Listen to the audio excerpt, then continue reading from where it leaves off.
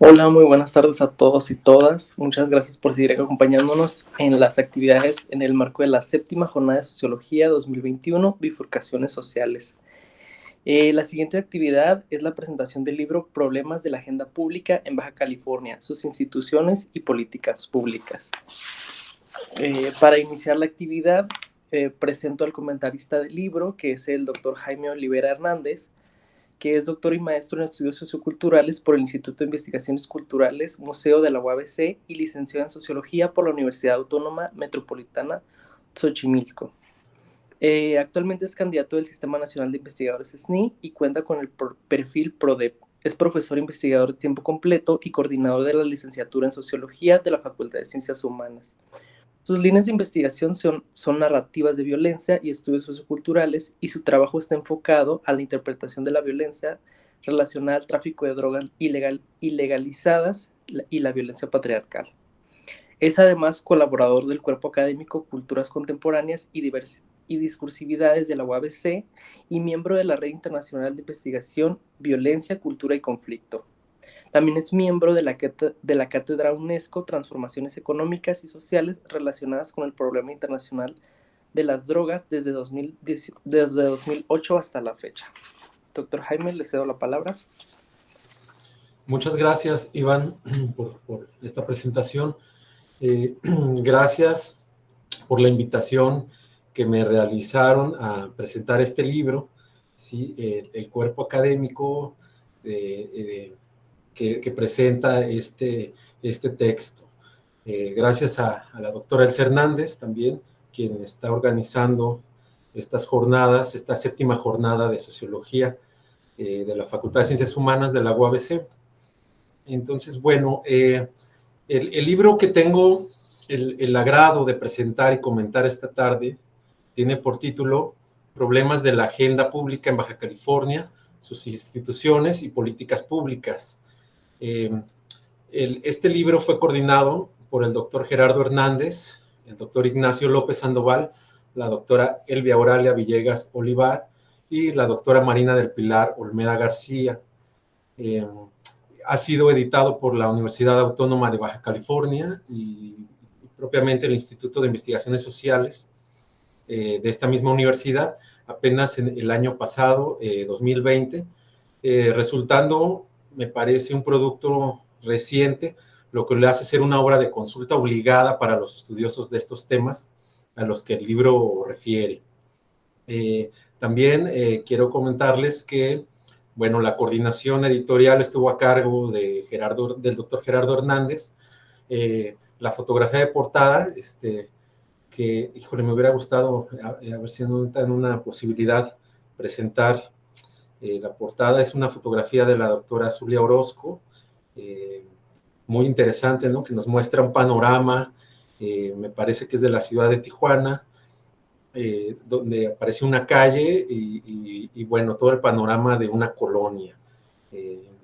Da la impresión de ser una colonia popular, ¿no? Donde habitan pues, poblaciones vulnerables.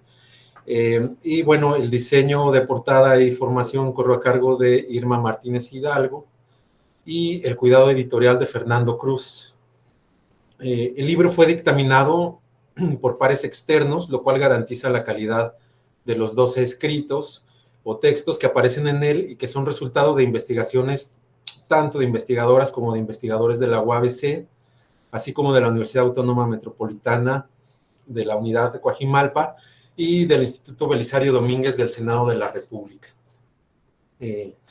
Entonces, bueno, esta obra está conformada de 282 páginas que contienen en ellas los trabajos de los autores que iré haciendo mención poco a poco. Entonces, bueno, también es importante, me gustaría destacar que esta obra, digamos, fue realizada tanto de investigaciones teóricas como de empíricas, ¿no? Y utiliza las metodologías tanto cuantitativa como cualitativa, en donde se nos presentan en la mayoría de los textos estadísticas, ¿no? Tablas que ayudan a comprender, a poder visibilizar de una manera mucho más clara los problemas a los que refiere. Entonces, bueno, iniciaré por el estudio introductorio, Agenda Pública, Cambio Político y Políticas Públicas, que está a cargo del doctor Gerardo Hernández, y con el cual abre el libro propiamente, ¿no? En él se plantea una serie de interrogantes acerca de la interpretación que conllevan las transformaciones que se han dado tanto en el país como en el estado de Baja California, y que están relacionadas a una coyuntura, ¿sí?, que responde a toda una reconfiguración del poder político en el país, sobre todo por las expectativas que ha generado el arribo por primera vez, esto es interesante, de un gobierno de izquierda a la presidencia del país, ¿no? El autor destaca en este apartado la importancia de señalar que los cambios políticos como los que se dieron en México con la alternancia siempre van acompañados de una ola de inconformidad social contra el statu quo, ¿no? Menciona el mismo autor cómo desde una perspectiva teórica el estudio de las instituciones no solo recae en cómo se lleva a cabo el diseño, sino también en los grupos e individuos que intervienen en su control e implementación en periodos prolongados de tiempo, ¿no?, los cuales, bueno, pues forman los equilibrios políticos. El autor hace mención de cómo los problemas sociales en determinados territorios se pueden comprender si se logra analizar el diseño histórico de las instituciones, lo cual involucra el factor político debido a que son los propios procesos políticos los que determinan bajo qué instituciones se vivirá, siendo entonces las instituciones políticas las que determinan cómo funciona este proceso. Para nuestro autor es fundamental entender qué se entiende por institución y sus alcances, por lo que recurre a la definición que hace Stuart Hall, quien la entiende como ese ente en donde se dan los procedimientos formales e informales, ¿sí?, rutinas, normas y acuerdos incrustados en la estructura organizativa de la política o de la economía política. Así, las instituciones reducen la incertidumbre por el hecho de que proporcionan una estructura a la vida diaria, ¿no? Y ejemplos de instituciones, bueno, podemos mencionar a la familia, ¿sí?, a las vecindades, a las empresas, a las iglesias y al gobierno mismo en todas sus escalas. Esta visión de las instituciones como formas de organizar e interactuar tienen por otro lado su contraparte, ¿no? Y esto es interesante. Y en ese mismo sentido, las instituciones también son armas de coerción y redistribución. Entonces, por un lado, ¿no?, las instituciones tienen un aspecto, digamos así, positivo, y por otro lado, uno negativo. En los estados democráticos, como es el caso del Estado mexicano, la política tiene que ver fundamentalmente con el ejercicio de la autoridad pública, ¿no?, que son las instituciones y la lucha para ganar el control de dicha autoridad. Quien ejerce entonces el control, sí, tiene el derecho a imponer a los demás qué hacer o no hacer. Y en ese sentido, bueno, el doctor Gerardo Hernández menciona una clasificación de las instituciones, tanto en formales como informales, en las que las formales, digamos, pueden destacar el sistema electoral y las constituciones, por ejemplo, entre muchas otras, y en las instituciones informales se puede destacar, digamos así, el clientelismo y la corrupción. Por tal motivo, el autor considera pertinente cuestionar qué tipo de instituciones son generadas por los propios agentes que controlan la autoridad pública y en qué punto estas instituciones informales tienen mayor peso que las formales. Considera de igual forma la importancia de entender el cambio institucional como un cambio político, como es el caso específico de nuestro estado, ¿no?, de Baja California, debido a que involucra una serie de ajustes y disputas entre grupos de poder, podríamos decir entre ganadores y perdedores, ¿no? Sobre todo vamos a ver ahorita del tema de las elecciones, ¿no?, y de quién entonces está gobernando. En otras palabras, es importante explicar el proceso de fractura de estos equilibrios políticos, los cuales dan paso a uno nuevo. Entonces, Dado lo anterior, menciona el doctor Hernández, es fundamental no perder de vista el papel que desempeña la agenda pública, ¿no? Debido a que los temas de esta también son coyunturas estratégicas que los propios actores utilizan para rentabilizar sus objetivos. De ahí que no todos los problemas públicos tengan el mismo peso, por lo que es importante cuestionar, dice nuestro autor, qué es y cómo se forma la agenda pública. Recurriendo a autores como Covey-Ross, destaca que esta es objeto de una amplia atención que requieren de acción desde el punto de vista de una considerable proporción del público y son percibidos por los miembros de la comunidad como cuestiones que caen dentro de las competencias de alguna unidad gubernamental, ¿no? Entonces, la formación de la agenda se da a partir de ciertos problemas que llegan o que llaman la atención activa del gobierno como posibles asuntos de política pública, ¿sí?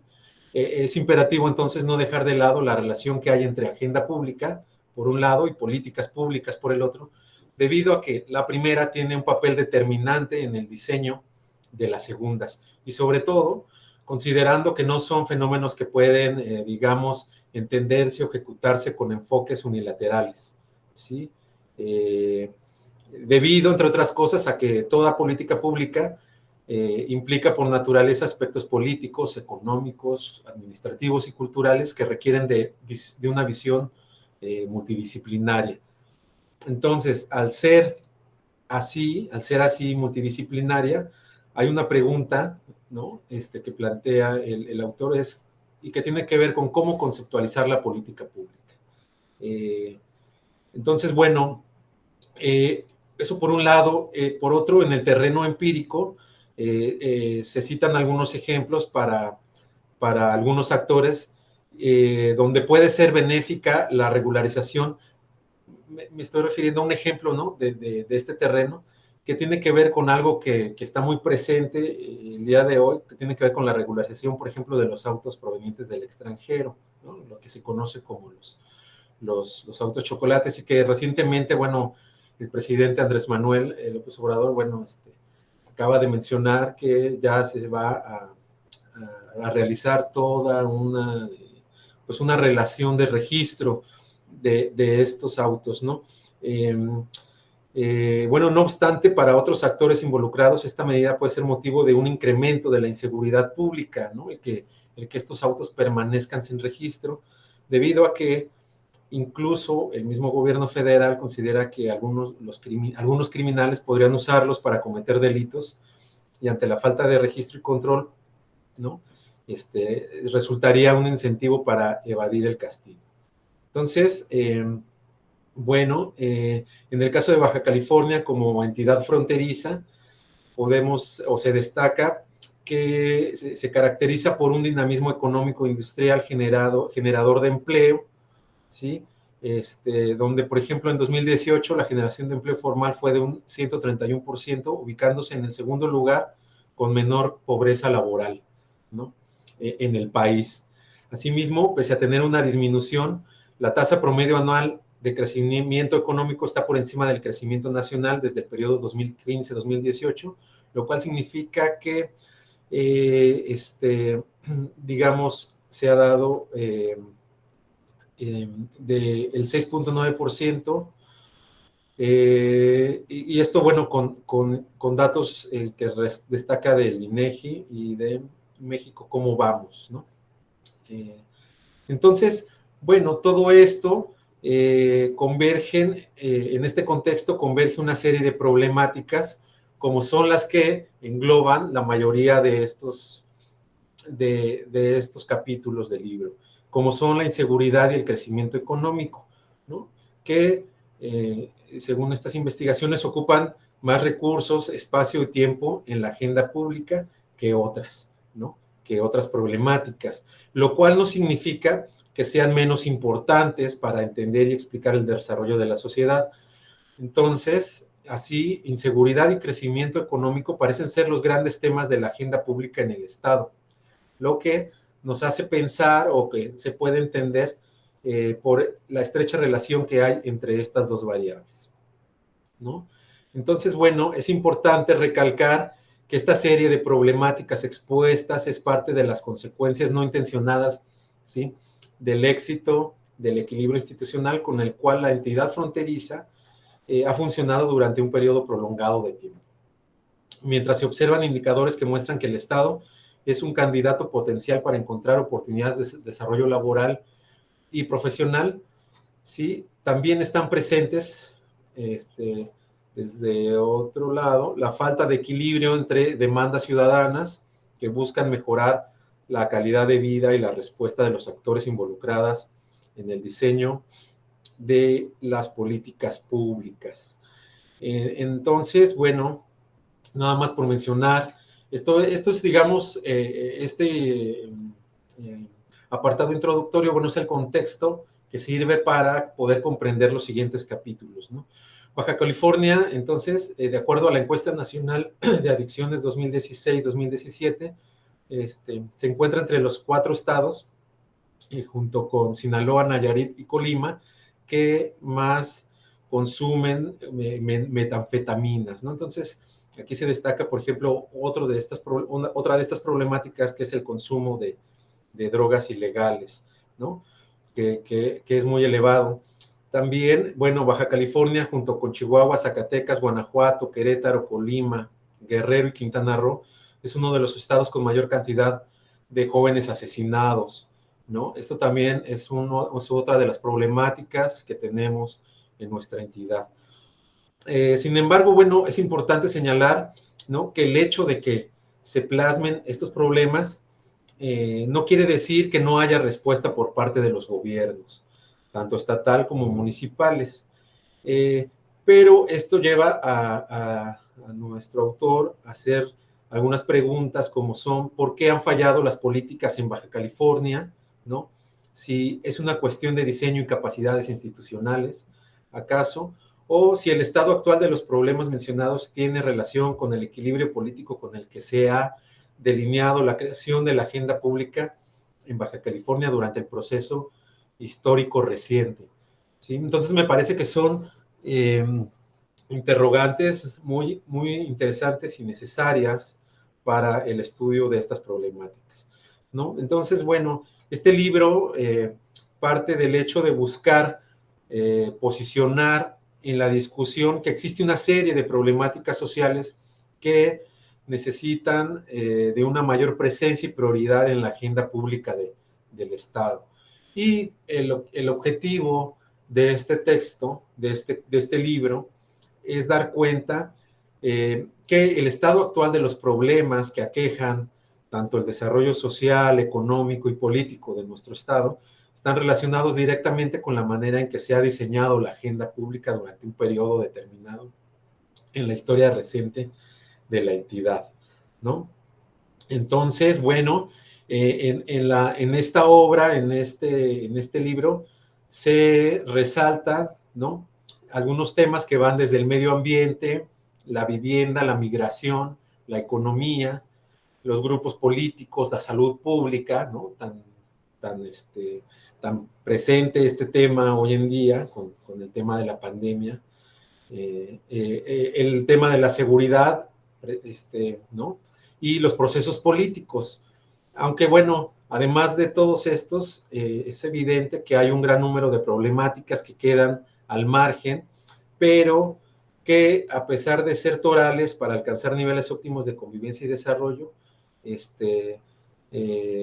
bueno, también son temas que requieren de su atención, como son, por ejemplo, 2 de ellos, que son la salvaguarda de la vaquita marina y el tráfico de totuaba en el puerto de San Felipe, ¿no?, entre algunos otros temas.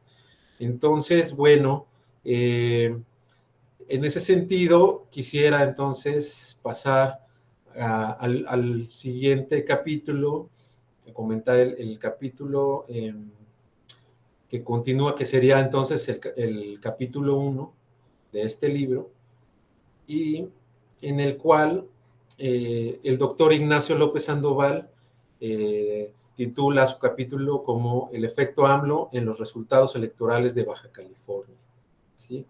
En este capítulo nos menciona en la introducción el autor que nuestro estado se ha caracterizado por ser pionero en importantes cambios institucionales, ¿no? Tanto en el ámbito político, por ejemplo, que precedieron a los cambios a nivel nacional, ¿no? Ustedes, o muchos de ustedes saben, que Baja California fue el primer estado que rompió el férreo control electoral del PRI, ¿no? En 1989, al elegir un gobernador por primera vez que no es de este partido, que había gobernado durante todo el tiempo que antecede, ¿no? Entonces, el Partido Acción Nacional en este año logra sacar y con esto dar una sacudida al régimen priista. El PAN, de manera gradual, entonces se fue convirtiendo en una alternativa de gobierno, sobre todo porque el PRI dejó de responder a las expectativas sociales y se identificó más por sus altos niveles de autoritarismo y corrupción. Que bueno, después, con la llegada nuevamente de este partido al poder, bueno, con Peña Nieto y demás, pues lo pudimos seguir comprobando, ¿no? Entonces, bueno, sin embargo, también el PAN, aun cuando logra, digamos, ganar esta gubernatura y hacerse presente en la esfera política, logra, bueno, empieza a presentar un desgaste político, por lo que se da una conformación de una nueva coalición ganadora en el Estado, combinado con el efecto electoral positivo que tiene ahora el presidente Andrés Manuel López Obrador, ¿no? Lo que permitió que el Movimiento de Regeneración Nacional, ¿no? El partido Morena, considerado como un partido de izquierda, obtuviera el triunfo electoral en las últimas elecciones, ¿no? Entonces, bueno, el autor de este capítulo considera que el 2 de junio de 2019 fue electo gobernador del estado de Baja California, Jaime Bonilla Valdés, quien, bueno, continúa también o fue producto de este cambio en el país, ¿no? Entonces, la legitimidad y el poder político que obtuvo Morena como partido se reflejó en los resultados electorales.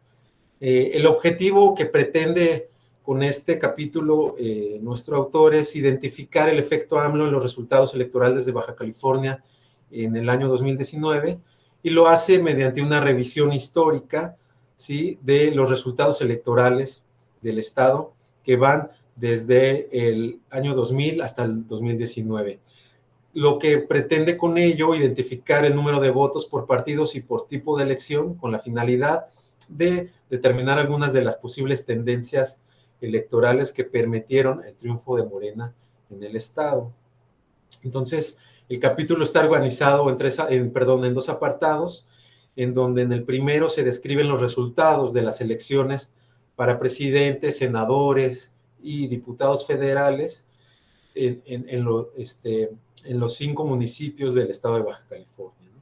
Y en el segundo apartado se integran, digamos, los resultados que fueron, que se obtuvieron para gobernador y para presidente a nivel municipal. Entonces, bueno, este es un texto también, bueno, muy interesante que da continuidad al apartado introductorio, ¿no? Y que nos permite entonces, bueno, también poder tener una visión mucho más amplia de cómo se está dando esta coyuntura política en el Estado, ¿sí? Considera, ¿no? Digamos, en sus conclusiones, el autor, que el Estado de Baja California se ha caracterizado por ser, en términos históricos, pionero en importantes cambios institucionales en el ámbito político que procedieron a los cambios nacionales, ¿no? Entonces, bueno, todo esto también acompañado, ¿no?, del efecto electoral del presidente Andrés Manuel López Obrador, que permitió un arrollador triunfo electoral de Morena en el Estado.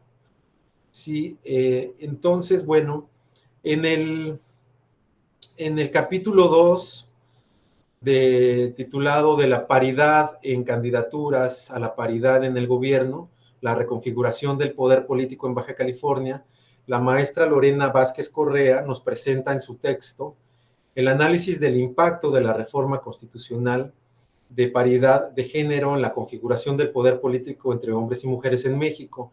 Específicamente, o se concentra en su texto en el estado de Baja California.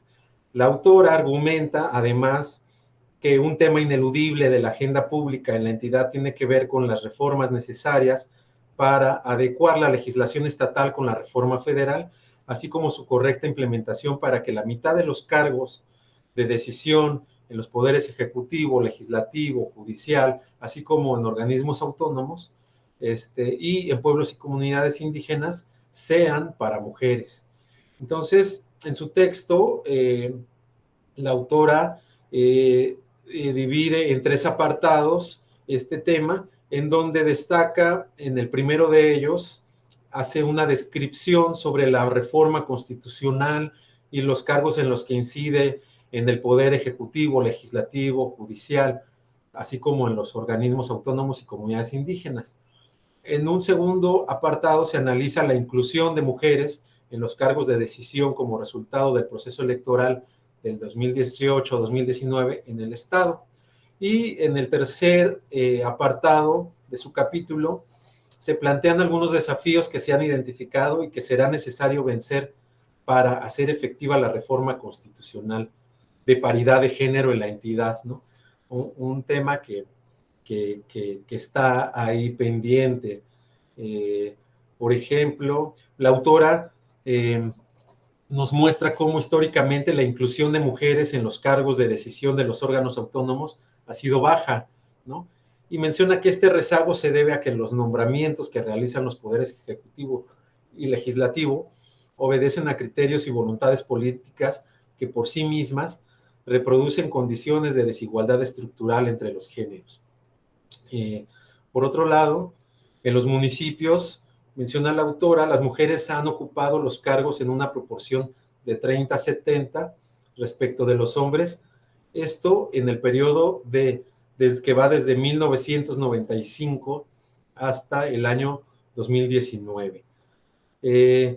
Entonces, en este capítulo la autora presenta o nos habla de un desafío existente para la aplicación efectiva de la paridad de género que tiene que ver con la reglamentación de la reforma constitucional del 2019 y que tiene que ver precisamente con la modificación de las leyes secundarias que garanticen la aplicación efectiva del principio constitucional tanto a nivel federal como estatal. Pero este no es el único desafío. Ella menciona algunos otros perdón, que se dan para la implementación de la paridad y que consisten, por ejemplo, en vigilar la aplicación de la norma, ¿no? La paridad transversal, nos dice nuestra autora, está vigente desde el 7 de junio del 2019 y su aplicación debería entonces ser obligatoria para los nuevos nombramientos de los titulares del gabinete estatal. Sin embargo, menciona ella, hay resistencias a la aplicación de la norma, como ocurrió en Baja California mismo con la integración del gabinete de nuestro actual gobernador Jaime Bonilla, ¿no? Donde se nombraron a 11 secretarios y 4 secretarias de despacho, con lo cual se incumplió el artículo 41 constitucional y el segundo transitorio del del decreto de junio en materia de paridad de género. Y en este tenor permanece, ¿no? O está ahí aún pendiente el desafío de reglamentar en las leyes tanto federales como estatales las vías legales, tanto administrativas como jurisdiccionales, para demandar el cumplimiento de la norma, ¿no? Entonces, bueno, como conclusiones, nos dice la autora que la reforma constitucional de paridad de género constituye un parteaguas en la manera de distribuir y entender el poder político en democracia, ¿no?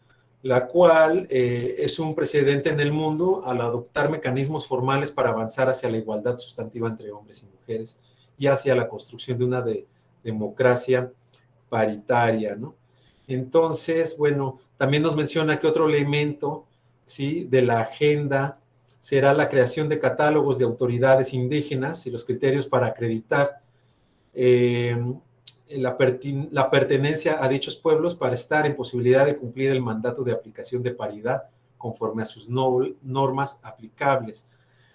Es decir, respetando la libre determinación y autonomía de garantizar su representación en los ayuntamientos, creando con ello las condiciones para asegurar el acceso de las mujeres indígenas a los espacios de decisión política, ¿sí? Y por último, la autora plantea la importancia de acompañar las medidas de redistribución del espacio público con políticas que tengan el mismo efecto en el espacio privado, como una estrategia para avanzar, ¿sí? O abonar hacia la conciliación entre la vida profesional y familiar, y por tanto hacia la igualdad sustantiva entre hombres y mujeres. Entonces, bueno, esto no es fácil, hay retos importantes para lograrlo, ¿no? Por otro lado, la doctora Marina del Pilar Olmeda García nos presenta en el capítulo 3, titulado Participación Ciudadana, su normativa en Baja California, un trabajo producto de una de sus líneas de investigación, ¿sí? Y que tiene que ver con el tema de en ciencia política, ¿no? Entonces, la doctora se concentra, digamos, en algunos aspectos que ahora lo menciono.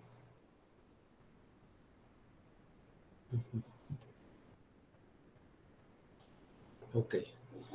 Más bien, el objetivo de este trabajo de la doctora Marina del Pilar es reflexionar sobre la naturaleza e importancia de la participación ciudadana directa en las decisiones de la vida pública y la normatividad que para esta participación establece la legislación en nuestro estado, ¿no? Ella examina la naturaleza de la participación ciudadana en las funciones públicas, así como su importancia para el avance democrático. Incluye también, ¿no? En un estudio de caso, o utilizando un estudio de caso, el examen de las instituciones que norman esta participación en nuestro estado. Y en ella, en esta investigación, en este capítulo, la autora observa que en México y particularmente en Baja California, en las últimas décadas el poder ciudadano, digamos, se ha manifestado a través de movimientos y acciones colectivas que han originado o han propiciado el mejoramiento de la función de las instituciones públicas. Entonces, con ello, tiene como propósito realizar un esfuerzo por aportar orientaciones que permitan el mejoramiento de estas instituciones.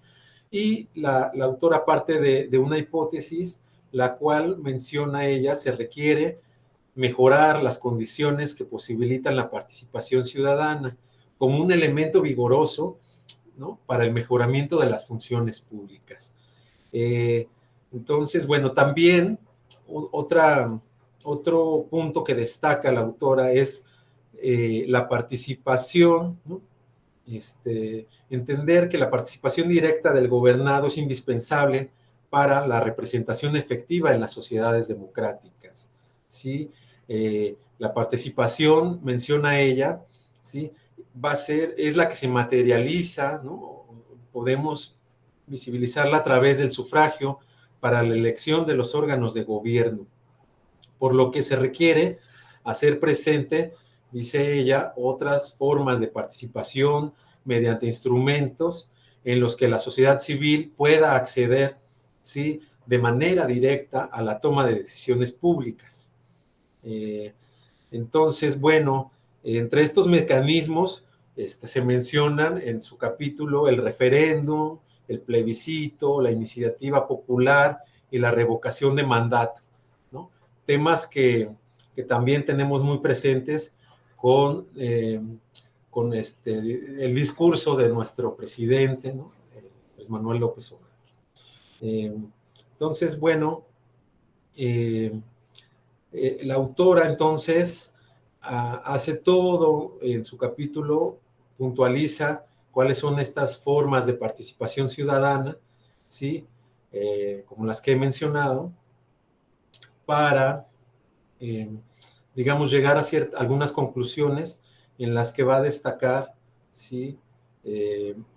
Digamos que el funcionamiento del Estado y una buena administración pública tiene o está directamente relacionado con el equilibrio entre la capacidad que tiene el gobierno y la participación de los ciudadanos. Por ejemplo, ella menciona que en la democracia, gobernabilidad y legitimidad son términos que se correlacionan, ¿sí? Con el ejercicio del poder público, justamente mediante la representación y la participación. Esta representación y participación, menciona, se manifiesta a través de variados instrumentos, como los que ya he mencionado.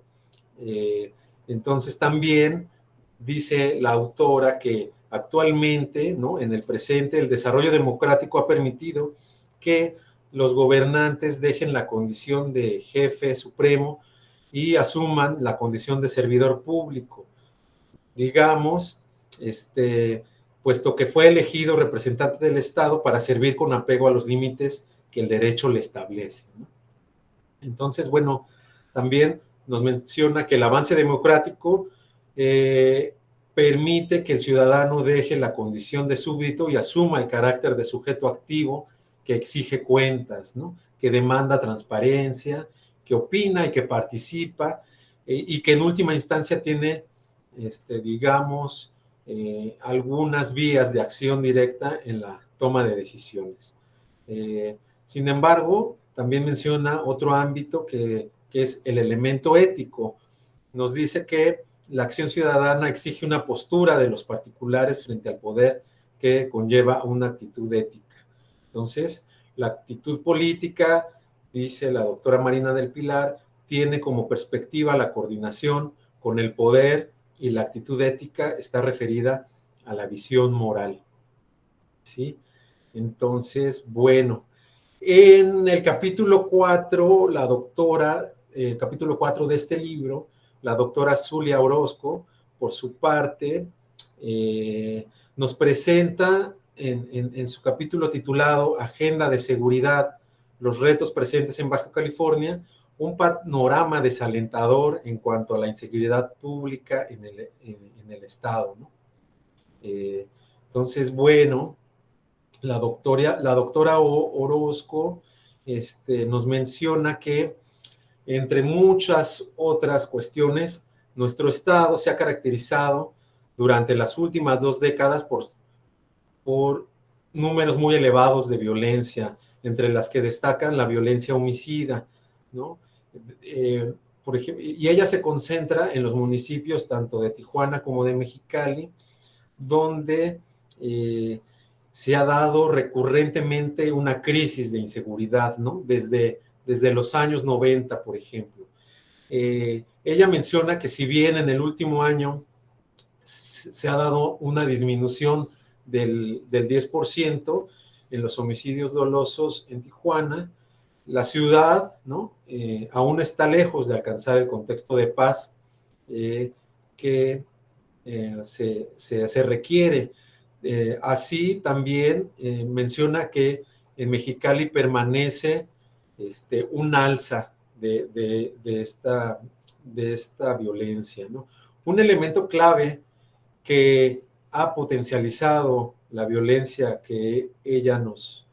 de la cual ella nos habla en este capítulo, tiene que ver con que en la ciudad se dio el acceso irrestricto de la criminalidad, ¿no?, al mercado ilícito de armas de fuego provenientes de 2 países, sobre todo, de Estados Unidos y de Alemania, y que, bueno, los esfuerzos realizados por los gobiernos, pues, no han alcanzado para cambiar la situación, ¿no?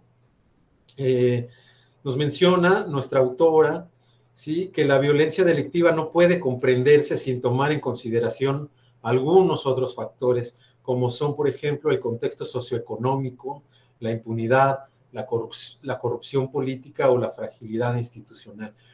Por eso, bueno, mencionaba cómo el apartado introductorio sirve muy bien para poder comprender todos estos otros capítulos. Es importante señalar que esta situación se suma también a los temas de extradición de algunos capos, ¿no?, de la mafia, de algunos jefes de los cárteles de la droga en México, como, bueno, pues son, por ejemplo, el Chapo Guzmán y algunos miembros de la familia Zambada, ¿no? Que, digamos, también esto permitió, ¿sí?, que Nemesio Ceguera Cervantes, líder del cártel Jalisco Nueva Generación, pues aprovechara toda esta situación para realizar algunas alianzas y ocupar los espacios que ha dejado el cartel de Sinaloa, ¿no? Con lo cual, bueno, se produce toda una ruptura, sí, generacional entre estas familias o cárteles. Entonces, bueno, la doctora Zulia Orozco también se hace una pregunta que es muy interesante y que va a guiar todo su capítulo y que tiene que ver con cuáles son los retos que enfrenta Baja California en materia de seguridad pública, ¿no? Entonces, bueno, ella llega a algunas consideraciones finales, ¿sí? Donde nos menciona que, digamos, tras la pandemia también del coronavirus, ¿no?, que está afectando al mundo en general, pero pues también a nuestro país y a nuestro estado, que tendría repercusiones económicas negativas. También esto conlleva a que se pueda dar un decrecimiento significativo del Producto Interno Bruto, o que se dio, ¿no?, en el año pasado, justamente ante la posible falta de oportunidades, ¿no? Y esto, digamos, puede generar algunas consecuencias negativas que tienen que ver con que se pueda incrementar el delito de robo con violencia en nuestro estado, ¿no? También, bueno, el crimen organizado y la violencia que a su vez genera es un reto importante para atender por parte de los gobiernos municipales, ¿no?, y del propio gobierno estatal. Entonces, esto llevará, sin duda, ¿no?, nos menciona la doctora Orozco, décadas de concretar mediante planeación, consolidación de procesos y presupuesto para poder cambiar este panorama, ¿no?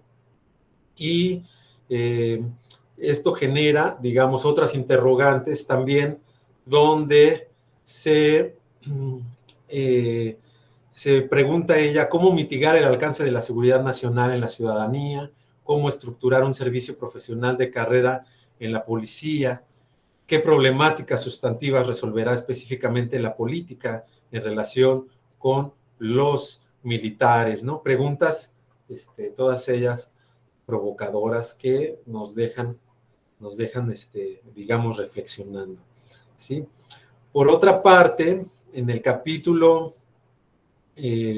para el capítulo 5, el panorama de la seguridad pública en Baja California, el caso de Tijuana y Mexicali, los doctores Gerardo Hernández y Elvia Oralia Villegas se proponen analizar los problemas a los que se enfrentó la seguridad pública en los municipios de Tijuana y Mexicali durante el periodo del 2013 al 2019, ¿no? Entonces, bueno, ellos tienen, ¿no?, se proponen en este capítulo analizar los problemas a los que se enfrentó la seguridad pública en estos dos municipios durante estos periodos. Mencionan una hipótesis de trabajo con la cual plantea que el problema de la violencia e inseguridad en este periodo ha sido consecuencia de la falta de desarrollo de capacidades institucionales en las autoridades estatales y municipales, ¿no? Lo cual sí ha generado que las estrategias de seguridad estén supeditadas a los mandatos estatal y federal, y esto, bueno, pues va acompañado, ¿sí? Va a la par de la falta de contrapeso de una ciudadanía activa que exija a la clase política el cumplimiento del Estado de Derecho y de imperio de la ley, ¿no? El documento entonces es una investigación, ¿sí? De tipo explicativo que plantea, ¿no? Las causas de esta problemática, ¿no? Y recurren los autores a metodologías tanto cuantitativas como cualitativas, ¿sí? Para poder darnos, ¿sí? Algunos datos que, digamos, también los recuperan de fuentes como son el Secretariado Ejecutivo del Sistema Nacional de Seguridad Pública, la Secretaría de Seguridad Pública del Estado de Baja California, el Instituto Nacional de Estadística y Geografía, ¿sí? A través de, digamos, también de la Encuesta Nacional de Seguridad Pública Urbana y de la Encuesta Nacional de Calidad e Impacto Gubernamental.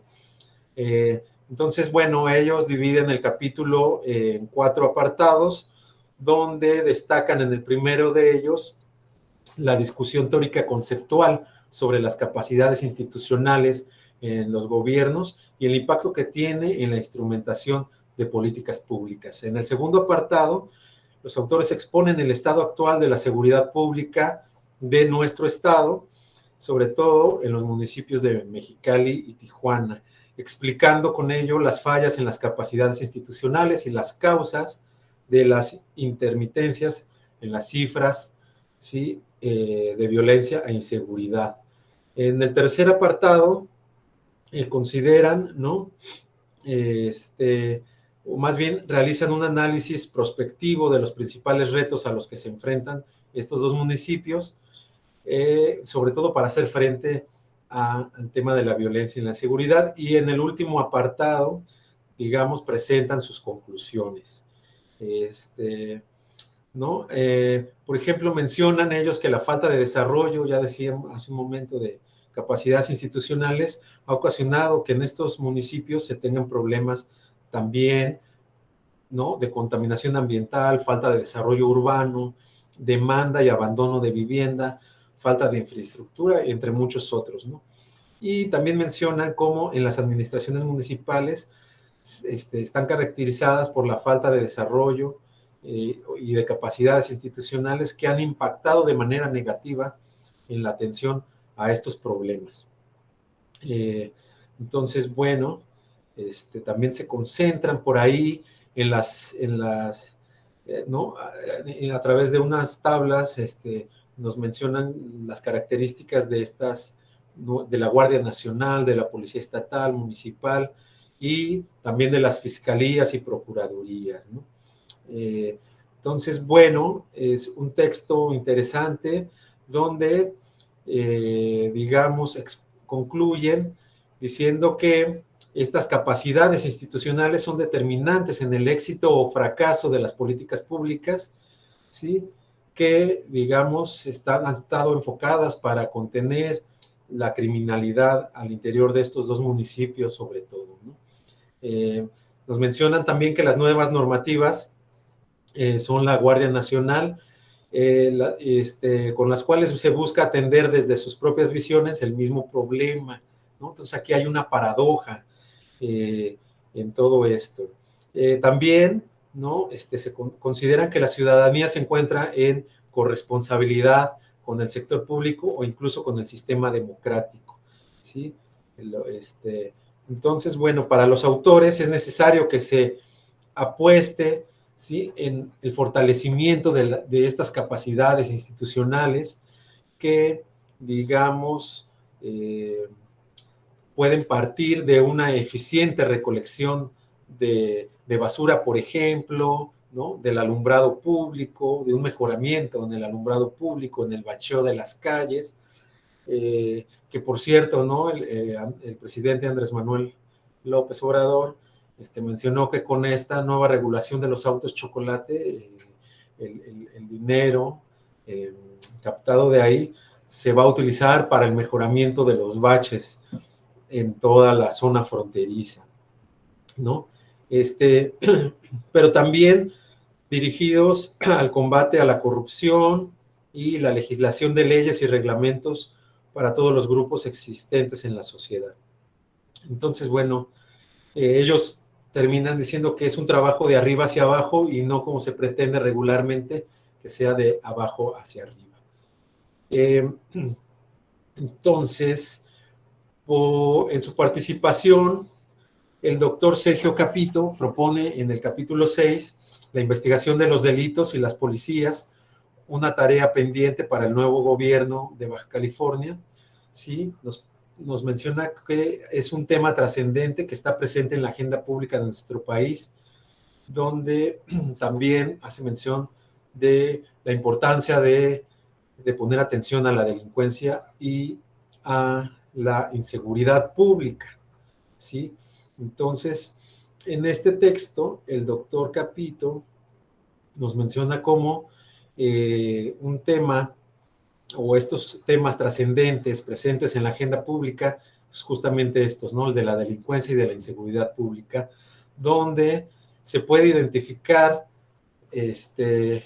a un actor central que tiene injerencia sobre estas problemáticas y que es, sin duda, la policía, ¿no? La policía como institución en la que el Estado deposita su fuerza con el objetivo de resguardar el orden público, ¿no? Así como también con para trabajar en coordinación con los ministerios públicos, ¿sí? Para el logro y la persecución e investigación de los hechos delictivos. El doctor Capito nos menciona que se puede suponer que entre los ministerios públicos y las policías hay una corresponsabilidad, ¿sí? Donde una corresponsabilidad en todas las etapas del procedimiento penal, ¿sí? Donde está claro que se deja a salvo la dirección jurídica de la investigación ejercida solo por el Ministerio Público. Entonces, también hace énfasis en cómo la policía municipal es la corporación con mayor número de elementos al servicio de la seguridad pública y que va a ser esta, digamos, el primer cuerpo policíaco que responde a las llamadas, ¿no? Por parte de la ciudadanía, lo cual significa que es la primera autoridad que tiene la primacía del conocimiento de los hechos constitutivos del delito. Por lo tanto, es central, digamos, poner atención en esta policía, ¿no? A la cual le compete, entre otras cosas, ratificar las denuncias, realizar detenciones en casos flagrantes, asistir a la víctima, dar inicio a la investigación, recabar, localizar y descubrir los indicios o elementos de prueba y realizar también las entrevistas, ¿no? Con las personas, en tanto se coordina con los ministerios públicos, ¿no? Entonces, debido a esto, resulta necesario para el desarrollo de sus nuevas funciones y atribuciones que esta policía, ¿no? La policía municipal, reciba una adecuada preparación profesional y una constante también capacitación técnico-jurídica. Resulta entonces importante una capacitación profesional que debe ser parte de la formación y actualización constante en estas policías, ¿no?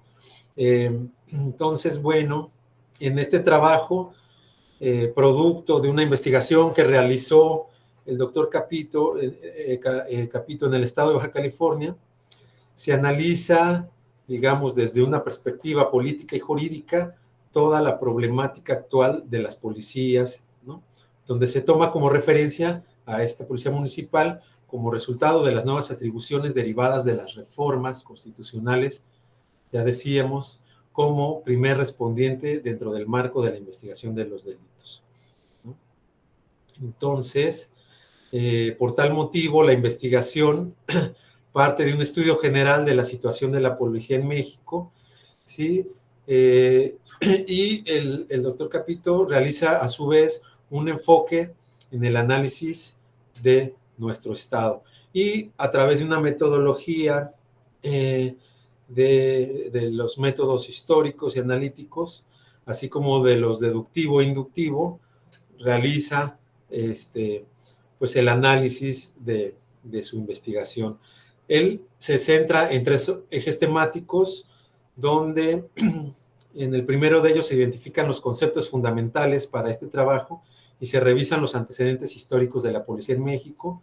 En un segundo apartado, expone los instrumentos jurídicos que a escala nacional y local regulan la actuación policial en materia de seguridad pública.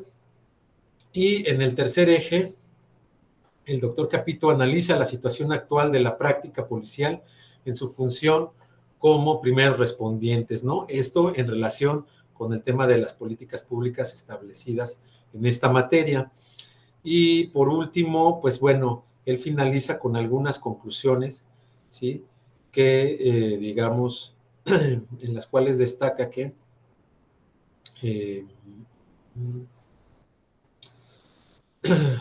un servicio policial profesional y adecuado es indispensable para una visión afirmativa de la justicia, ¿no?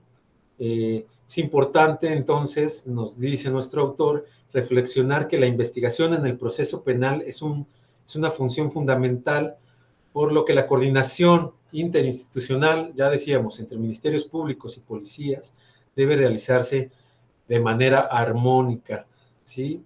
Por lo que resulta necesario, entonces, un reforzamiento por medio de protocolos especializados en los que se delimiten claramente las funciones de cada uno de estos cuerpos, ¿no?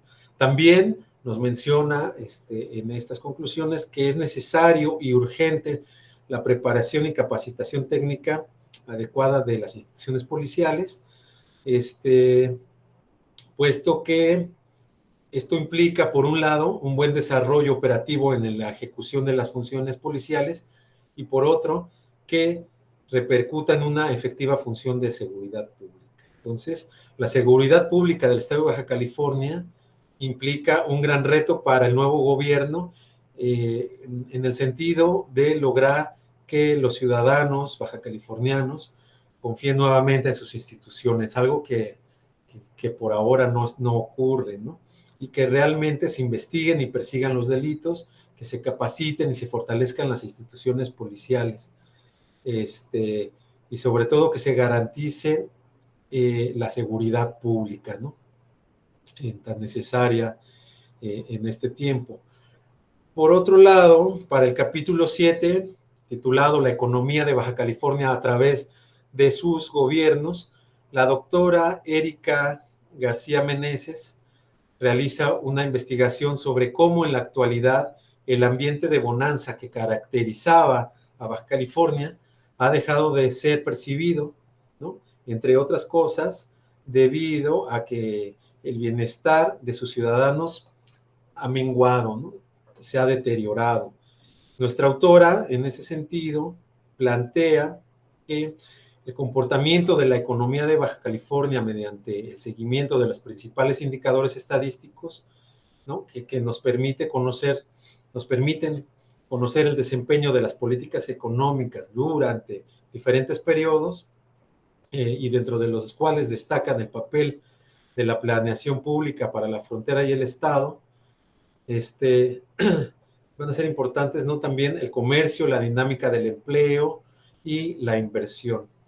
Entonces, ella nos menciona que los resultados favorables en cada periodo de tiempo son reflejo de toma de decisiones efectivas de parte de los gobiernos y, por tanto, esto ayudará a conocer si realmente la calidad institucional favorece el desarrollo local, ¿no? A su vez, el doctor Francisco Javier Peralta, en el capítulo 8, titulado Resiliencia y la Agenda 2030 para el Desarrollo de Ciudades y Comunidades Sustentables en Baja California, ¿sí? Nos habla de los objetivos y de las implicaciones de la aprobación de esta agenda para las ciudades del estado, ¿no? Para los municipios de Baja California. En ese sentido, el doctor Peralta expone, digamos, de manera particular el tema del medio ambiente, argumentando que los procesos de globalización, urbanización y crecimiento de la población hacen necesaria la implementación de nuevos paradigmas, ¿no? Que están relacionados con la sustentabilidad en las ciudades y en ciertas comunidades específicas, ¿no? El autor, nos menciona que el objetivo de garantizar el cumplimiento de estas necesidades, pues van a ser importantes para la viabilidad del desarrollo sustentable en el futuro, ¿no? Sin embargo, menciona que en este mismo sentido, menciona que en Baja California se observa un déficit de políticas públicas articuladas a los objetivos de desarrollo sustentable que plantean instituciones a nivel global, pero que tanto a nivel local como regional no se están llevando a cabo de manera eficiente, ni ordenada, ni sistemática, ¿sí? De ahí que el objetivo de su trabajo, entonces, sea identificar los retos que tiene Baja California para cumplir con estos retos, ¿no? Con estos retos, digamos, de la propia Agenda 2030, ¿sí? Entonces, bueno, por otra parte, en el capítulo 9, factores de riesgo social relacionados a la salud de los jóvenes, nuevos retos en la agenda pública de Baja California, la doctora Elsa Hernández Fuentes pretende mostrar el panorama de los factores de riesgo social relacionados a la salud de la juventud baja californiana. Y en este trabajo destaca ella 3 aspectos principales como parte de las enfermedades sociales que menciona ella se pueden prevenir, ¿no? Entonces, la doctora Hernández pretende mostrar, como les mencionaba, este panorama de los factores de riesgo social relacionados a la salud de la juventud en nuestro estado en 3 aspectos principales, ¿no? El primero tiene que ver con las adicciones, sobre todo, bueno, pues tanto a sustancias legales como ilegales, ¿sí? Por otro lado, las enfermedades de transmisión sexual y un tercer factor que está relacionado con la violencia y la autoviolencia, donde ella destaca el fenómeno del suicidio, ¿no? Como parte de las enfermedades sociales que mencionaba yo, es algo que destaca la doctora Hernández, pueden ser prevenibles tanto clínica como socialmente, ¿no? Entonces, bueno, ella nos menciona cómo los jóvenes actualmente no poseen una estabilidad laboral ni económica, ¿no? Y cómo en su mayoría esto puede reflejar o refleja, ¿no? En enfermedades, ya que el nivel de salud depende, ¿sí? O está estrechamente relacionado con el desarrollo económico. Ella también menciona, ¿no? Que las desigualdades en materia de salud y atención sanitaria han aumentado, ¿sí? Recientemente, también debido a determinantes sociales como pueden ser el trabajo desempeñado, el entorno ambiental, la exclusión social y la situación económica, entre algunas otras, ¿no? Además, bueno, también aparecen los cambios producto de reformas laborales y en el sistema de salud pública que se sufren a escala nacional e internacional. Entonces, esta percepción de problemas manifiestos tiene repercusión en la vida cotidiana y la salud, tanto colectiva como individualmente, ¿no? Entonces, bueno, En su capítulo, ella se centra entonces en describir el impacto social que se produce en la salud de los jóvenes debido, en algunos casos, al ritmo de vida, a las nuevas expectativas centradas en logros económicos y a la carencia de solidaridad social, así como al desapego social por el gran peso del individualismo que se enclava en el sistema económico social actual, ¿no? Destaca que en nuestro país los jóvenes representan uno de los grupos más vulnerables en temas como son bueno, el tema de la salud mental, ¿no? Donde destaca la depresión, la ansiedad, la violencia, así como el consumo, ya también mencionábamos, de sustancias adictivas, y los problemas económicos y familiares que desatan o elevan estas problemáticas, ¿no? Bueno, pues también el tema del suicidio y la depresión, que constituyen un problema de salud pública importante. Entonces, ella también presenta una serie de tablas, ¿no? Donde nos da datos muy interesantes sobre frecuencias de consumos de drogas, ¿no? Y donde nos presentan algunos, digamos, una lista de factores que predisponen el inicio y consumo de alcohol en los jóvenes, ¿no? Que tiene que ver con factores biológicos, personales, familiares, psicológicos, ¿sí? Escolares, ambientales y sociales. Entonces, en este trabajo, la doctora Elsa Hernández concluye, ¿no? O menciona algunas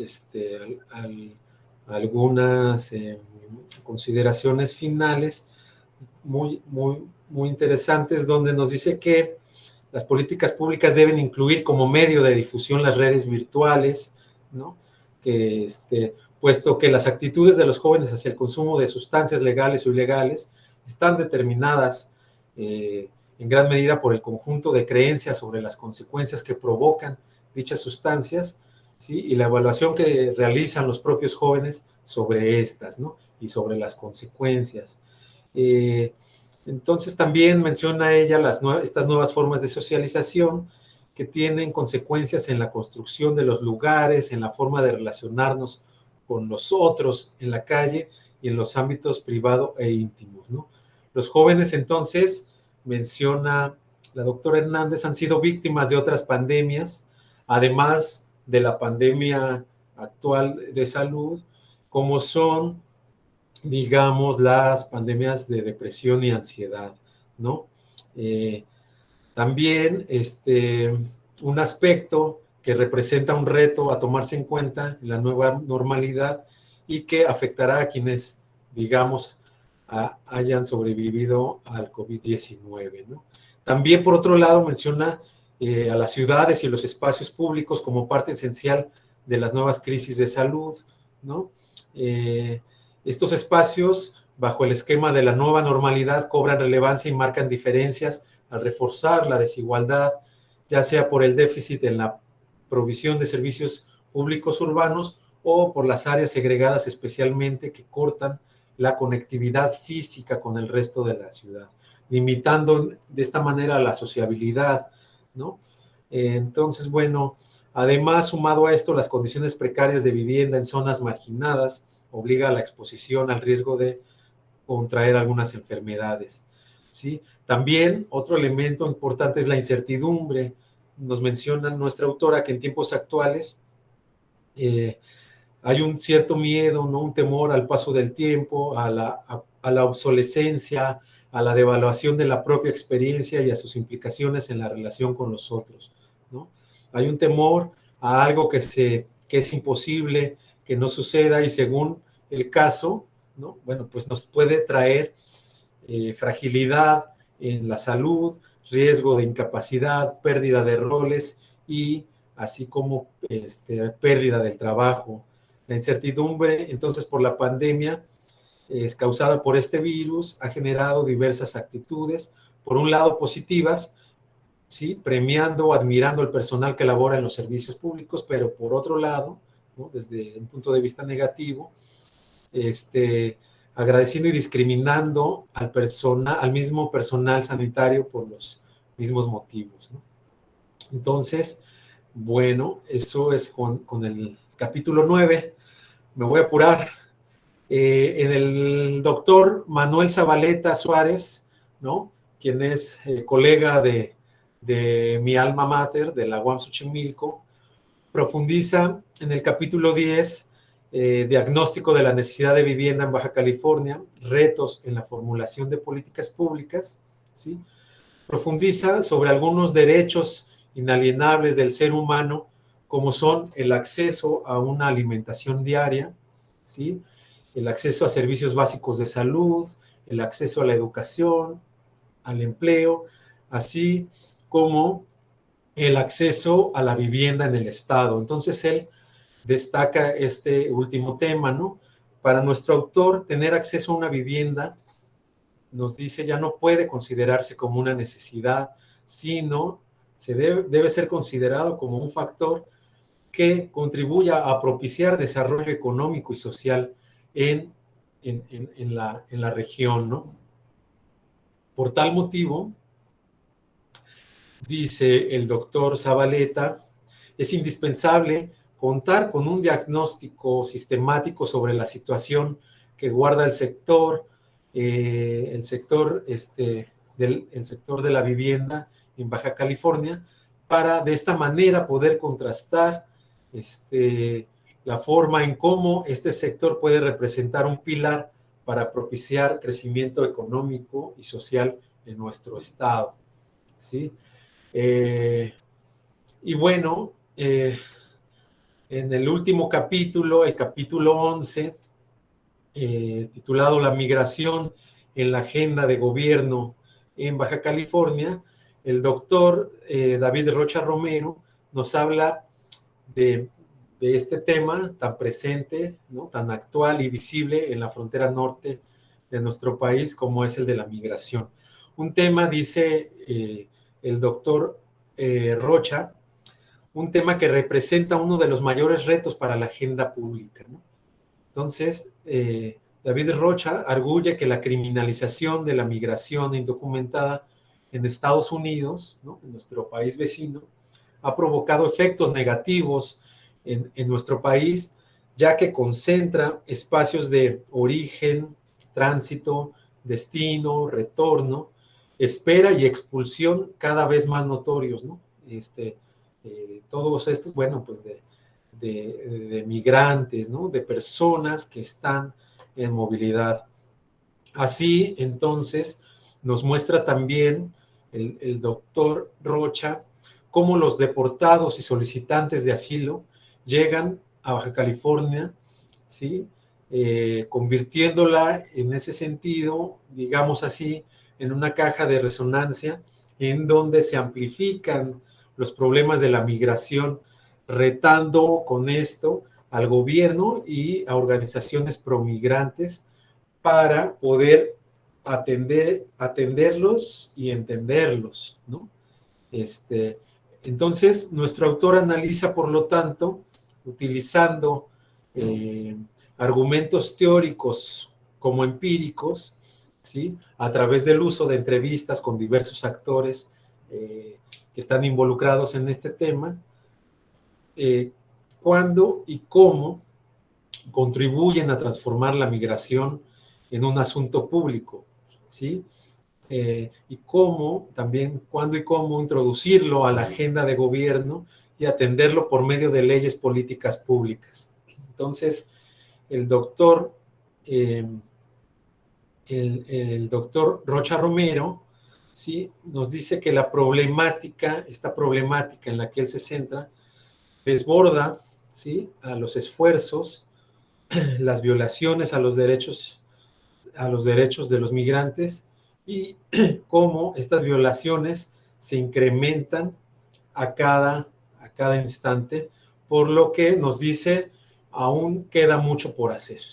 Entonces, bueno, este es el capítulo que cierra el libro y yo terminaría con esto mi participación recomendándolo ampliamente, ¿no? Como decía al inicio de esta presentación. Es un texto que debe ser consultado por los estudiosos de estos temas, ¿no? Entonces, bueno, pues muchas gracias y quedo aquí atento. Bueno, esa fue la participación del doctor Jaime Olivera Hernández, que recordemos, hoy funge como comentarista del libro que se presenta. Muchas gracias, doctor Olivera. Gracias por este recorrido que nos ha dado capítulo a capítulo, resaltando los aspectos más importantes, ¿no?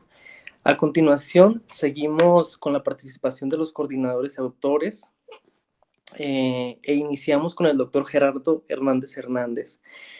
El doctor Hernández es licenciado en Relaciones Internacionales por la Universidad de Quintana Roo y es maestro y doctor en Estudios Sociales en línea en los procesos políticos por la Universidad Autónoma Metropolitana.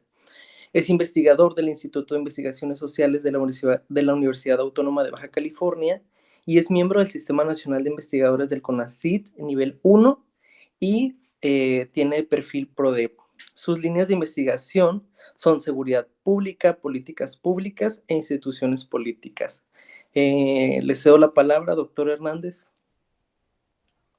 Gracias, Iván. Gracias también, doctor Jaime, por la lectura del libro, por los comentarios que hizo al mismo, ¿no? Efectivamente, es una obra que parte de la idea del trabajo, de hacer trabajo colaborativo, ¿no? Con los colegas de diferentes disciplinas. Entonces, no fue tarea sencilla el conjuntar una serie de perfiles que parecieran muy similares, pero que a la vez son diferentes, ¿no? Y sobre todo tratar de encontrar el cauce para poder encarrilar el libro, ¿no?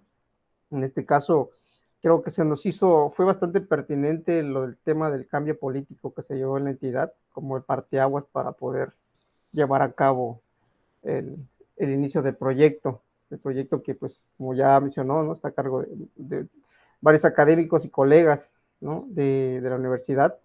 Y también la incipiente participación que tuvimos con colegas de la Universidad, la UAM, Coajimalpa, ¿no? De académicos o colegas que a mí están interesados en los temas que pasan en la frontera norte y encontraron en el Instituto de Investigaciones Sociales la manera de poder involucrarse en el estudio de los fenómenos fronterizos. Entonces, parte del financiamiento del libro fue por parte de estos colegas del cuerpo académico Análisis Económico, Social y Jurídico de las Instituciones de la UAM Coajimalpa. Entonces, fue un reto para todos poder terminar en tiempo, ¿no? Y sobre todo poder plasmar sus ideas con base al tema de la agenda pública. Yo creo que ese es uno de los principales retos que tuvimos como autores, coordinadores del libro. Entonces, ya ahí también tuvimos una serie de experiencias con otros colegas que a la postre se incorporaron al Instituto de Investigaciones Sociales, que ahorita van a tener la palabra, ¿no? Pero yo por esa parte rescataría esa parte, ¿no? El del trabajo colaborativo. Es la primera vez que al menos yo trabajo de esta manera. Fue pues mi reciente incorporación al instituto había generado que no tuviera esta experiencia. Entonces, como incipiente investigador, llevar a cabo esta tarea sí es enriquecedora, sobre todo porque uno aprende esta experiencia a poder conjugar ciertos perfiles y por sobre todo conocer, ¿no? Conocer cómo trabajan las personas. Yo creo que el lado humano es lo que no se debe dejar de lado a la hora de trabajar, ¿no? De manera colaborativa. Entonces creo que eso en lo personal a mí me dejó mucho para seguir impulsando el trabajo colaborativo. Inclusive fue como el parteaguas para poder luego seguir trabajando con otros colegas, como el caso de la doctora Elsa, el caso de la doctora Zulia, el mismo caso del doctor Ignacio López. Entonces, seguir con ese trabajo colaborativo que a la vez nos va a ayudar a seguir creciendo como investigadores, ¿no? Entonces, Yo esperaría que los demás compañeros que están invitados al evento comentaran, ¿no? También su participación.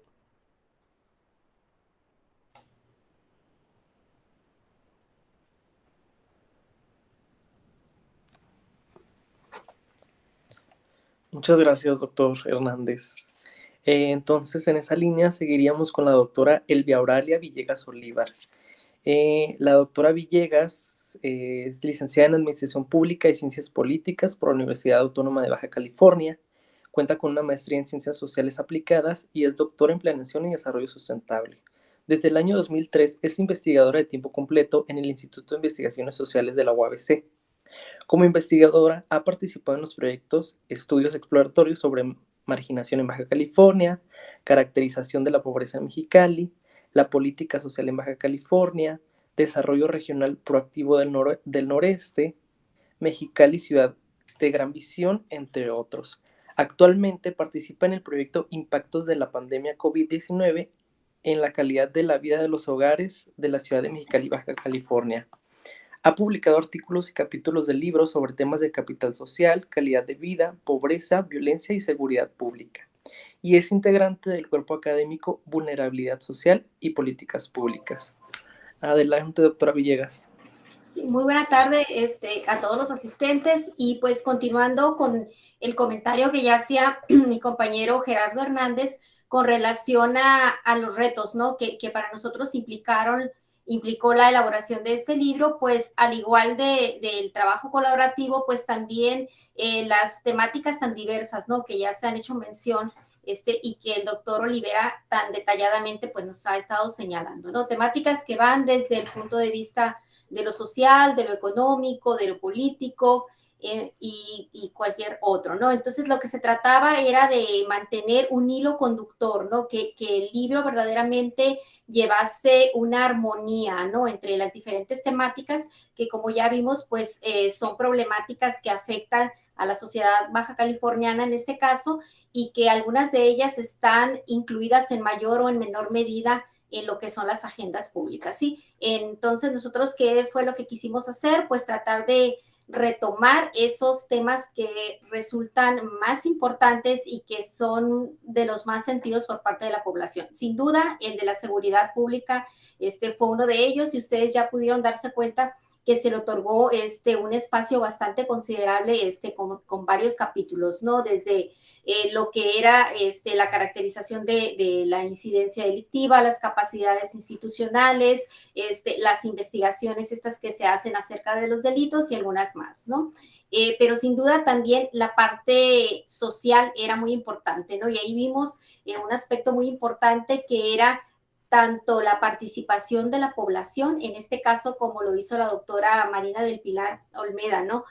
Tratando de ver y evaluar cómo la ciudadanía se suma a esas iniciativas, ¿no? Porque no es llevar a cabo una agenda, ¿no? E implementar las políticas públicas no es tarea sencilla y menos cuando no se tiene la colaboración por parte de la ciudadanía, ¿no? Entonces, esa también era algo que nosotros nos interesaba resaltar y sin duda, pues la parte económica, ¿no? Porque esta tiene que ver con lo que es la calidad de vida de la población y sin duda pues implica en las otras problemáticas, ¿no? Como es las cuestiones que tienen que ver con la seguridad pública, también lo que tiene que ver con el empleo, con el desarrollo económico, entre otros, ¿no? Entonces, nosotros tratamos de buscar esa armonía y cómo ir entrelazando, ¿no? Las diferentes colaboraciones por parte de los compañeros, ¿no? Ese era el primer reto. Una vez de que ya se definieron las temáticas en esos ejes principales, pues era buscar quiénes iban a ser nuestros colaboradores, ¿no? Y aquí ya lo comentaba el doctor Hernández, ¿no? Gracias al trabajo colaborativo previo que se tenía con algunos colegas, tanto al interior de la UABC, ya sea de los diferentes cuerpos académicos, del Instituto de Investigaciones Sociales, la Facultad de Derecho, la Facultad de Ciencias Sociales y Políticas, la Facultad de Ciencias Humanas, se lanzaron lo que fueron las invitaciones, se tuvo muy buena respuesta, pero también afortunadamente se contó con la colaboración de otros colegas con quienes ya se había trabajado previamente, ¿no? Como fue en el caso del investigador de la UAM y también la investigadora del Instituto Belisario Domínguez, ¿no?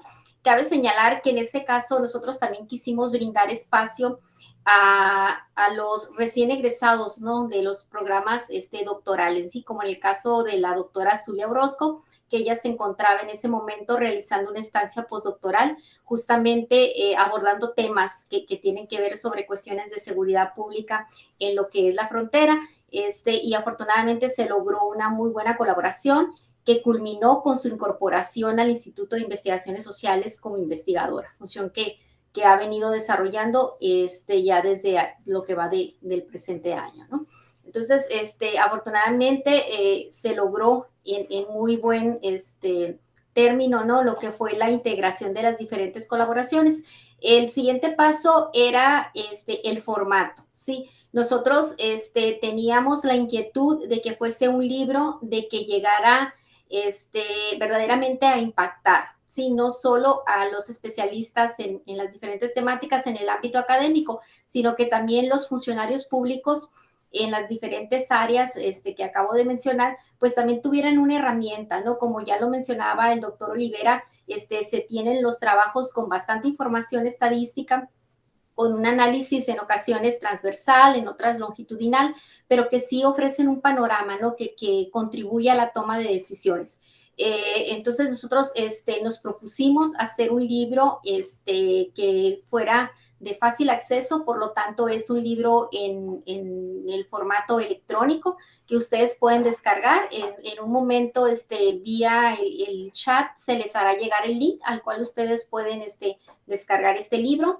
Y eso fue algo que nos permitió además tenerlo en tiempo, ¿no? En tiempo para que la información verdaderamente pudiese utilizarse de mejor manera, ¿no? Que tuviera cierta vigencia, ¿no? Para lo que es la toma de decisiones, ¿sí? Entonces, estos tres aspectos creo que fue algo que afortunadamente nos permitió tener un producto con la calidad que ustedes acaban de dar cuenta, ¿no? El doctor Olivera en lo que fue su reseña, bastante detallada y que es ampliamente recomendable, ¿no? Tanto para los estudiosos en las diferentes áreas como también para lo que son los tomadores de decisiones. Y pues bueno, me quedaría abierta a cualquier pregunta que hagan en el chat. Gracias. Muchas gracias, doctora Villegas. Seguiríamos entonces con la doctora Zulia Orozco Reynoso. La doctora Orozco cuenta con un doctorado en urbanismo, una maestría en Derecho y una licenciatura en Sociología. Todos los grados otorgados con mención honorífica por la UNAM. Es profesora investigadora titular de tiempo completo en el Instituto de Investigaciones Sociales de la Universidad Autónoma de Baja California y candidata al Sistema Nacional de Investigadores del CONACYT. Antes de llegar al instituto, fue investigadora postdoctoral en el Instituto de Investigaciones Jurídicas de la UNAM, en colaboración con el Colegio de la Frontera Norte, con sede en Tijuana. Sus líneas de investigación son la geografía del poder criminal y la economía criminal, y sus áreas de interés son historia de la criminalidad, economía política del crimen, cartografía criminal, recursos de procedencia ilícita y mercados. Le cedo la palabra, doctora Orozco. Gracias, Iván, qué amable. También quiero agradecer a la doctora Villegas, así como a los doctores Hernández, Elsa y Gerardo, esta cordial invitación, y especialmente a Jaime, el detallado análisis sobre el texto. Muchas gracias. Pues a mí me gustaría comentar un poco sobre mi experiencia, ¿no? Como autora de un capítulo del libro, y me gustaría dividirlo básicamente en digamos, dos vertientes, una que tiene que ver con pues, el producto en sí, y la otra que tiene que ver con pues, mi contexto, cómo estaba yo, ¿no? Que me fortalece, digamos, como experiencia. Voy a empezar con esta última.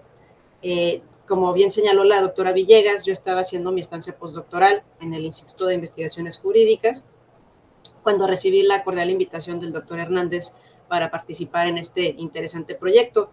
Y bueno, pues inmediatamente me sumé a la iniciativa porque pues yo estaba trabajando temas de inseguridad y crimen organizado, particularmente en Tijuana, pero se me sugirió orientar o ampliar más mi visión hacia Mexicali. Entonces yo pues me gustó el reto, así es que lo tomé y en ese sentido fue un reto en sí, porque pues yo ya tenía mi agenda del postdoctorado, ¿no? Ya con algunos productos acordados con mi mentor, y bueno, sumar siempre es importante, ¿no? Paralelamente estar aplicando posiciones, entonces ese fue el reto, básicamente estar malabareando pues varias actividades, y por fortuna salió bien, que me permitió hacer un análisis desde las políticas públicas, primero en el marco estatal, ¿no?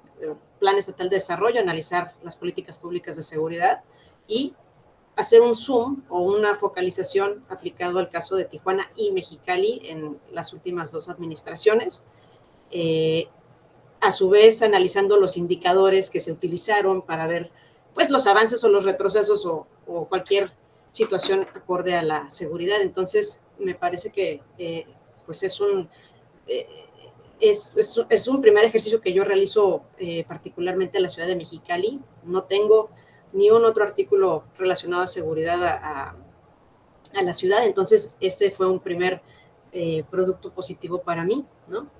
En cuanto al proceso, digamos, a la segunda vertiente que me gustaría abordar es que, pues, este trabajo colaborativo, yo también, pues, robusteciendo mi formación como joven académica, estando en contacto a la distancia, porque este libro se elaboró previo a la pandemia, y entonces, pues, estamos todos de lejitos, ¿no? Pero en contacto y orientados, ¿no? Por la guía del doctor Hernández y de los coordinadores, pues, orientando, digamos, hacia tiempos, qué tipo de longitud del texto, etcétera, ¿no? Entonces, para mí esa fue una experiencia interesante. También la rapidez con la que se publicó fue impresionante, ¿no? A mí nunca me había tocado, me acaba de llegar un libro que tardó 2 años en elaborarse, con eso les digo todo, ¿no? Y aquí fue rapidísimo, ¿no? Entonces, para mí eso también es un aprendizaje que sí se puede, si se quiere, sí se puede, ¿no? Y bueno, también me gustaría rescatar que, si bien se escribió, digamos, el texto previo a la pandemia y está vigente, es un poco desalentador, ¿no? Ver que en las conclusiones no estábamos tan errados, ¿no? En 2 años que se ha llevado el proceso de la pandemia, pues bueno, no ha habido como tal avances. Esperemos que en un futuro el escenario sea distinto, ¿no? En cuanto a los retos que se vienen, en términos generales, no en seguridad, sino en términos generales, nosotros hemos elaborado, y digo nosotros, el doctor Hernández y yo, hemos trabajado en un tema relacionado a tráfico de armas aquí en México, que lo hemos trabajado con profundidad, y bueno, ha sido un logro muy interesante en el corto plazo, y también vamos a seguir trabajando en temas de tráfico de Totoaba, ¿no? Entonces, en ese sentido, pues, digamos que hay continuidad en las líneas temáticas, ¿no? Son temas de vanguardia, son temas que esperemos sean de utilidad práctica, más que teórica, práctica para la sociedad, y que pues ojalá sean analizados o retomados por los tomadores de decisiones, ¿no? Entonces, para mí ha sido una experiencia muy fructífera, y pues esperemos la primera de muchas, y que además que me permita conocer pues Mexicali, como ya conocí a Tijuana, pues ahora también que me permita conocer San Felipe y quizás hasta San Luis Río Colorado, ¿no? A ver qué es lo que está pasando por allá. Bueno, pues yo con eso cerraría mi participación, sin antes agradecerle a todos y cada uno de ustedes la cordial invitación y todo el apoyo en este proceso. Gracias. Muchas gracias, doctora Orozco. Pues bien, este segmento de la participación de coordinadores y autores se cerraría con la participación de la doctora Elsa de Jesús Hernández Fuentes, quien es licenciada en Sociología por la UABC, tiene además una maestría en Estudios y Proyectos Sociales y está doctorada en Planeación y Desarrollo Sustentable. Es profesora de tiempo completo en la Facultad de Ciencias Humanas desde el año 2009 y es supervisora del programa PERAG Adopta un Amigo UABC desde el año 2010. Es además candidata al Sistema Nacional de Investigadores SNI y es integrante del cuerpo académico consolidado Estudios Sociales y Jurídicos, Derechos Humanos y Seguridad Pública. Las líneas de generación de conocimiento de la doctora Hernández son factores de riesgo y violencia social, y sus temas de investigación son los jóvenes y el espacio público. Adelante, doctora Hernández. Buenas tardes, muchas gracias. Pues primero que nada agradecer la invitación a Gerardo a poder elaborar este capítulo justamente en los momentos más complicados de la pandemia, ¿no? Efectivamente, como menciona la doctora Zulia, lo que mencionamos ahí pareciera que lo escribimos ayer porque el panorama sigue siendo el mismo e incluso en algunos casos más agudo.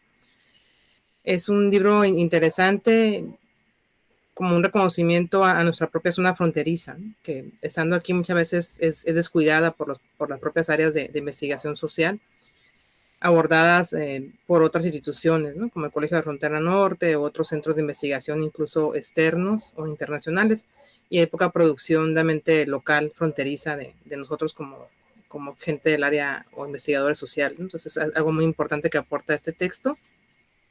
Pues agradecerles a todos su presencia, y si les interesa y es posible que comentaran algo, pues tanto la doctora Marina como la doctora Erika, que también forman parte del libro, les cedería la palabra a ellas.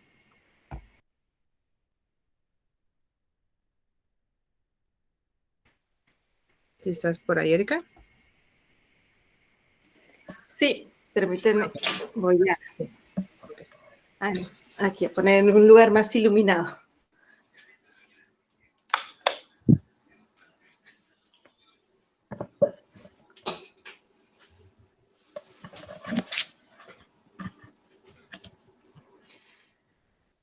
Bueno, muchas gracias al doctor también Gerardo Hernández por la invitación a este libro. Realmente me impresiona ver a tantas personas, ¿no? Tantos investigadores e investigadoras enfocadas en las problemáticas que pues tenemos en Baja California, ¿no? Y en algunas otras entidades, ver los trabajos de este tema tan importante de la seguridad en nuestro estado, ver temas acerca del bienestar de la sociedad baja californiana y los retos a los cuales pues esta nueva administración, ¿no? Y estas nuevas administraciones, la anterior y esta reciente, pues se están enfrentando, ¿no? En estos momentos. Entonces, pues les invito a los y a las estudiantes que lean este libro, que lo puedan adquirir, ya que creo que les servirá para que ustedes puedan también sensibilizarse y, bueno, abonar a esta discusión, ¿no? Que tenemos, reflexionar acerca de las problemáticas y, bueno, también ser parte de los generadores de propuestas, ¿no? Y generadoras de propuestas en un futuro para que tengamos, pues, una sociedad más equitativa y una sociedad, pues, mejor informada y una sociedad, pues, que tenga, buena calidad de vida, ¿no? Entonces, por último, quiero agradecer al doctor Gerardo Hernández de nuevo por esta participación en este libro. Y bueno, que también los profesores de la Facultad de Ciencias Sociales y Políticas, varios de nosotros estuvimos participando. Entonces, pues muchas gracias y pues bueno, la invitación queda aquí. Gracias, doctora Elsa. Gracias a ti, Erika, por los comentarios. No sé si esté la doctora Marina, si quiere comentar algo sobre el libro, sobre su capítulo. ¿Sí me escucha, doctora?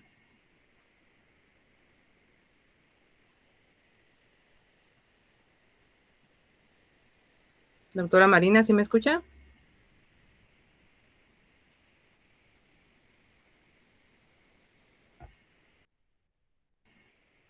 Bueno, parece que no está disponible de momento. Entonces pasaríamos con Denise. Adelante, Denise.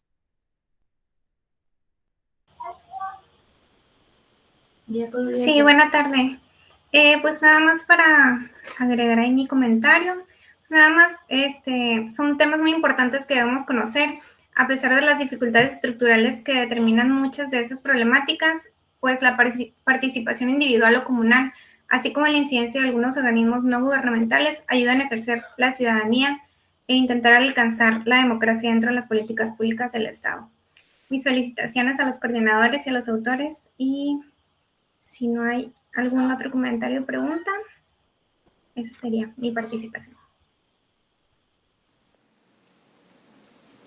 Bueno, muchas gracias, Denise. Ese espacio era para preguntas y comentarios, y si no hay alguna otra participación, entonces daríamos por finalizada esta presentación del libro Problemas de la Agenda Pública en Baja California, sus instituciones y políticas públicas. Muchísimas gracias a todos. No me retiro sin antes invitarlos nuevamente a la próxima actividad de 4 a 6, que es la conferencia Introducción Teórica Metodológica a la Violencia de Género. los invitamos a que nos sigan acompañando a las actividades de la séptima jornada de Sociología 2021, Bifurcaciones Sociales, que se extiende hasta el día 28 de octubre del 2021, con el cuarto foro de egresados de Sociología, y que iniciaría a las 9 de la mañana ese día con la presentación del libro Desafíos teóricos y metodológicos, desafíos teóricos, metodológicos y profesionales de la nueva sociología, para después pasar con percepción de inseguridad en jóvenes, asimilación o prevención, después de 1 a 3 con reflexiones pandémicas sobre la interacción social, un análisis de coyuntura desde el interaccionismo simbólico, y concluiría ese día con la presentación del libro Recorriendo Caminos, Pluralidades Educativas en la Frontera. Muchas gracias. Al contrario, gracias a ustedes. Gracias. Gracias. Muy bien. Hasta luego. Buena tarde. Gracias. Hasta luego a todos. Buena tarde. Chao. Hasta luego. Muchas gracias. Hasta luego. Hasta luego. Bye bye.